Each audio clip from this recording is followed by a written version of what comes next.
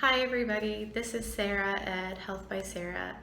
Today I'm going to share with you my unassisted birth story. It's something that happens pretty rarely with most people, at least unplanned for us.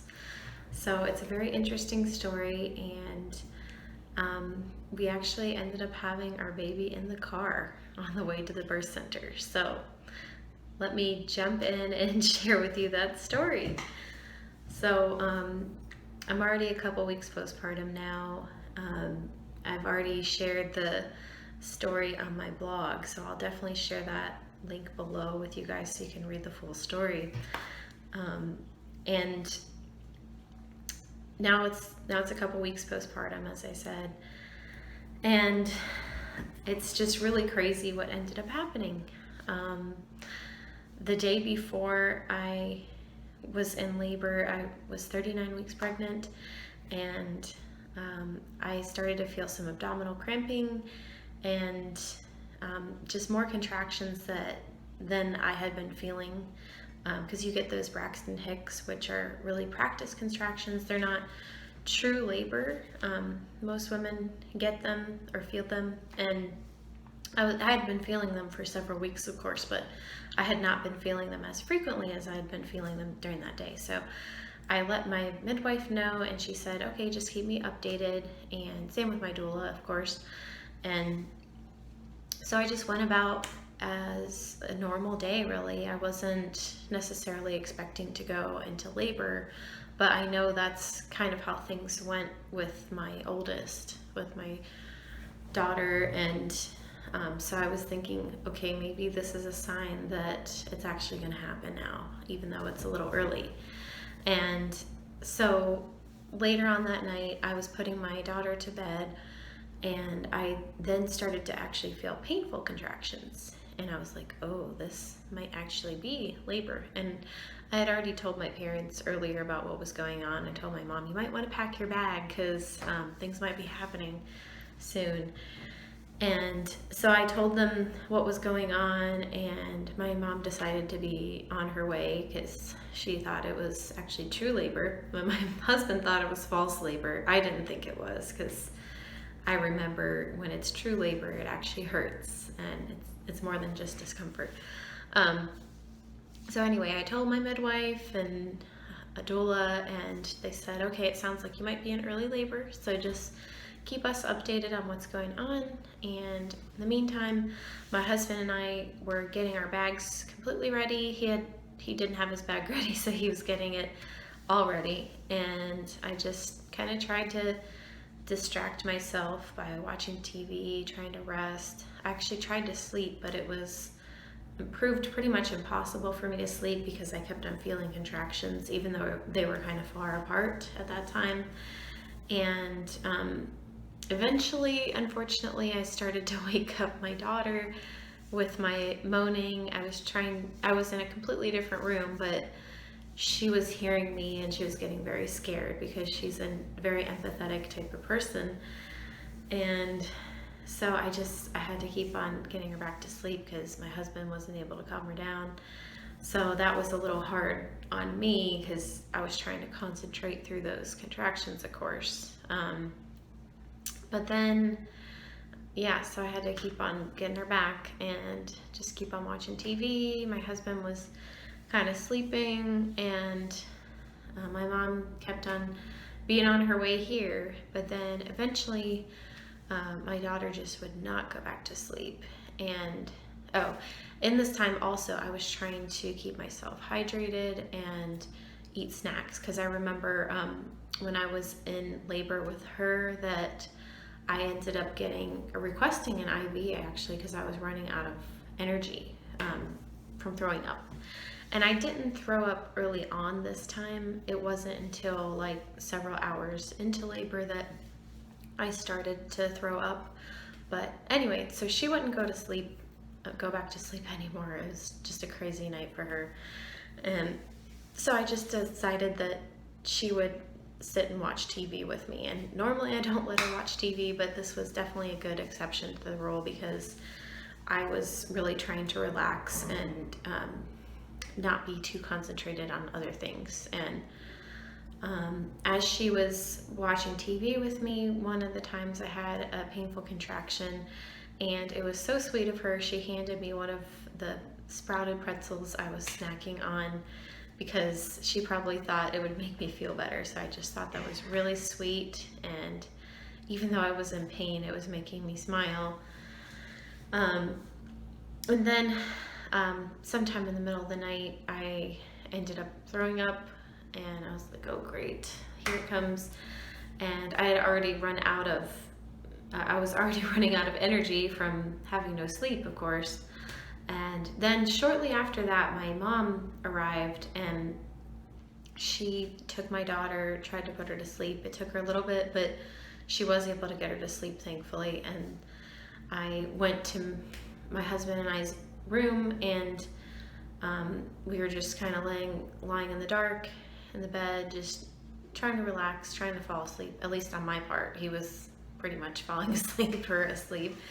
And every time I had a contraction, I was having to wake him up to give me some counter pressure on my lower back, and that was giving me some relief. But then I decided I might want to take a hot shower, and so I did, and it helped a little bit, but it was like really uncomfortable to be on the floor. And sometime before that, I had tried contacting my homeopath because I kept on throwing up, and I was trying to get a hold of him so that I could keep my energy up, and so that I might be able to handle the pain a little better, because those were the top things that were really taking it out of me. Just the lack of sleep, the throwing up was really draining me, and then of course having some hard contractions, and I was starting to lose hope. But he didn't answer, unfortunately, the first time, and I just kept on laboring on. And then I contacted my doula and midwife and told them where I was at, because I was starting to lose hope. I was getting really discouraged. And they said, well, it sounds like you're still in early labor, because my contractions were still inconsistent. They were like 8 minutes apart, or sometimes 11 minutes apart. They were kind of not all over the board exactly, but just they weren't being consistent like they like them to be, and closer together. So that was kind of discouraging for me. But my doula suggested I get into the shower or the tub. My midwife said, if you want, in a little while, we can meet at the birth center and check you out and see how things are going, if that makes you feel better. And so I was like, okay. And after that, I decided to get into the tub, and I was just laboring on my own in there. And I had the doors wide open. The bathroom connects to our bedroom. And so even though I was being loud as can be, moaning, my husband was sleeping right through it. And even my mom and daughter were too. They must have been really exhausted. So anyway, I was laboring in the tub by myself and just kind of feeling discouraged. And I had already tried to contact my homeopath at least a couple times. And I got a text from my doula. She was like, you can do anything. You can do this. You can do anything for 60 seconds. And I was like, yeah. And then I got another text that she quoted one of my birth affirmations, which I have another video about it. But this one specifically was Philippians 4:13, which says, I can do anything through Christ who strengthens me. And that really did give me some hope in that moment, and a little bit of what I needed in that moment. So it definitely gave me encouragement.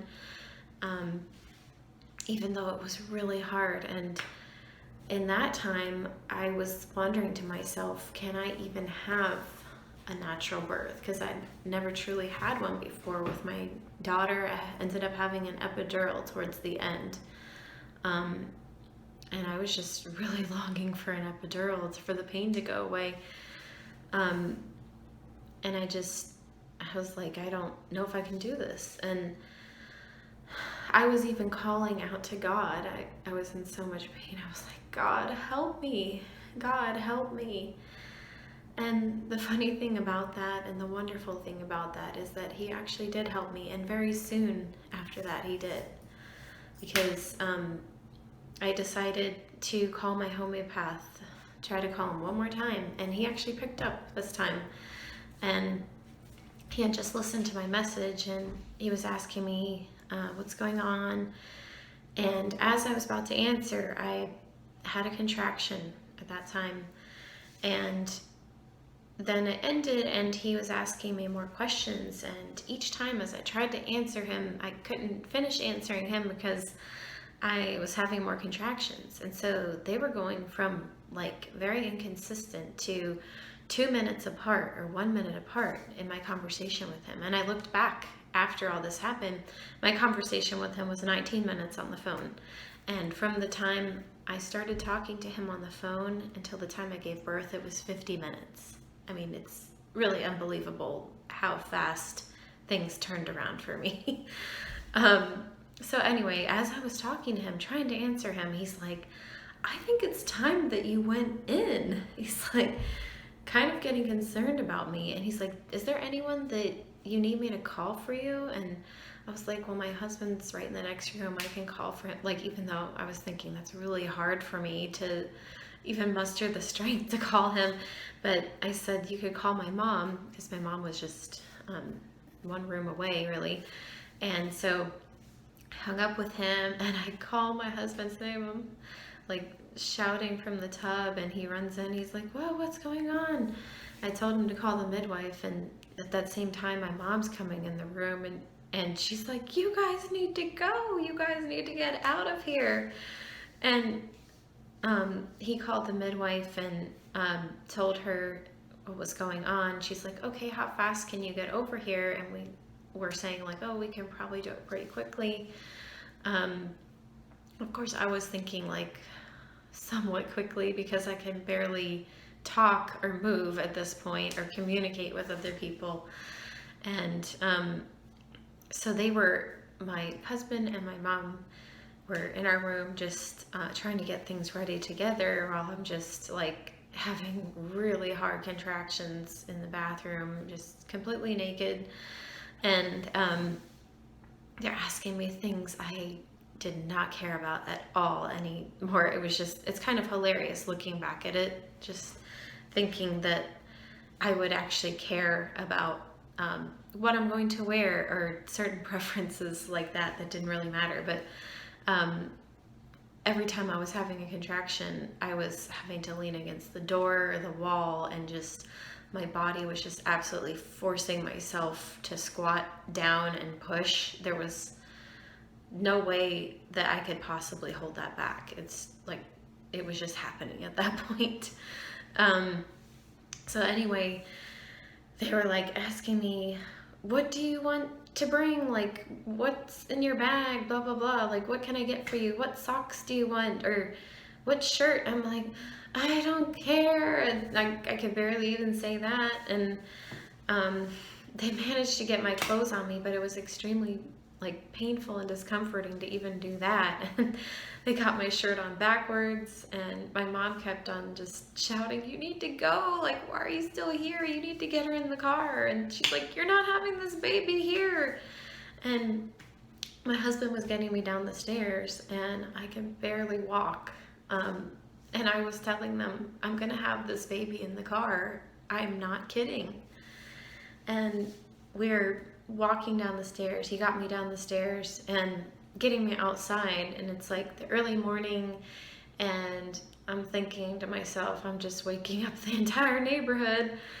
And my husband opens the back door of his car, and I get in on all fours because I can't manage to even sit down because it's so unbearable to do so. That's like the only bearable position for me to be in the car, is on all fours. And so he starts driving, and he even like stops on the side for a second and is like, do you want me to just take you to the hospital close by? I'm like, no, I don't want to go there. And it's like, just go to the birth center. And so he keeps on driving down the road, and before that actually, he was on the phone with the doula, and later on she told me she could hear me in the back, and she's like, "Is she okay? You need to call the midwife." So he called the midwife, and I was telling them, like, I'm pushing right now. I'm feeling the baby's head coming out of me. And so he pulled over into this parking lot right before the highway. The parking lot was empty. And the midwife is telling me I need to push and like pull my pants down. I'm saying, I can't. She's like, you need to do it. But I was meaning I can't pull down my pants because I couldn't seem to balance and push and pull my pants down at the same time. So my husband did it for me. And she was directing things happening, but I didn't even really need direction because like the pushing, as I said, it was just happening.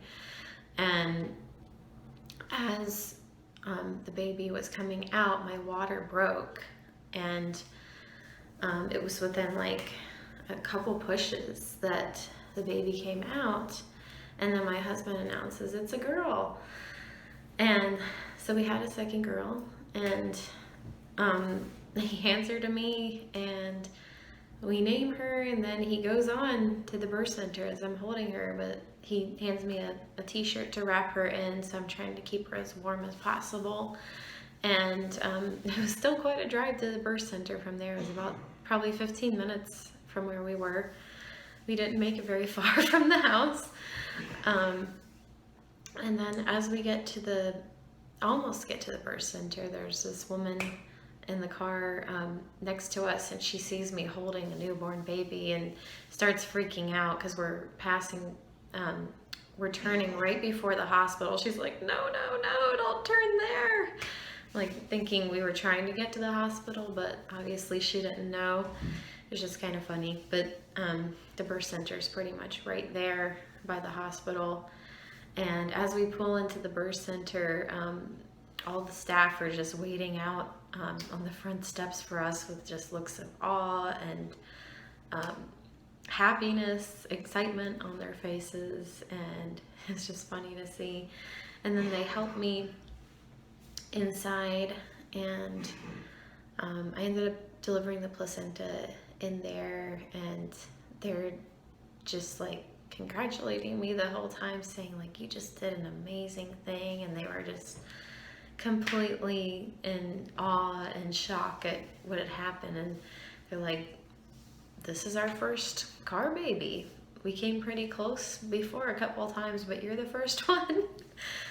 And I can say I never thought that this would happen to me. I always thought that was a crazy thing to happen to people, to deliver in the car, but it's just really amazing what happened to me. And going back to me calling out to God, I really think that he did help me, because I was running out of hope and I didn't know what was going to happen, but everything turned out well. I'm healthy, the baby's healthy, and just as my mom told me later on that day, you were blessed by God today. And I really think what she said is true, and my husband did too.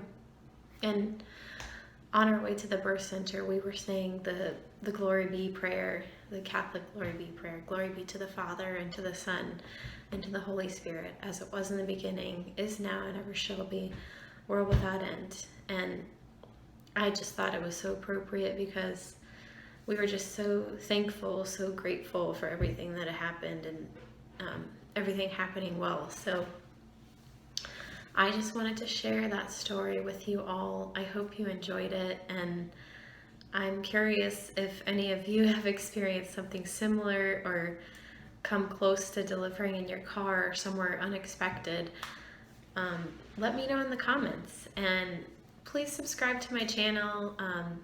Click on the bell notification to get those notifications, and until next time, bye.